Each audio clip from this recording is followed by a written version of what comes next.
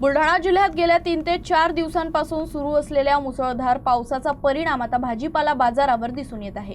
पालेभाज्यांची आवक घटल्याने त्यांच्या दरात मोठी वाढ झाली असून किडीच्या प्रादुर्भावामुळे दर्जेदार भाजीपाला मिळणंही कठीण झालं आहे। लोणच्यासाठी लागणाऱ्या कैऱ्यांच्याही किमती वाढल्याने सर्वसामान्यांचे घरगुती बजेट विस्कळीत झाले आहे। नेहमीच्या पावसामुळे बाजारात पालेभाज्यांची आवक घटली असून परिणामी भाजीपाल्यांचे दर गगनाला भिडले आहेत।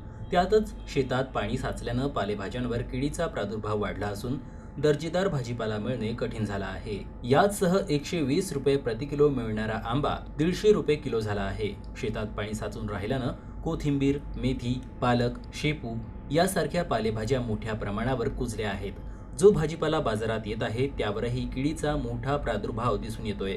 कीड लागल्यामुळे भाजीपाल्यांचा दर्जा खालावला असून ग्राहकांना नाईलाजानं जादा पैसे मोजून निकृष्ट दर्जाची भाजी खरेदी करावी लागत आहे। त्यामुळे घरगुती बजेटमध्ये बिघाड झाला आहे।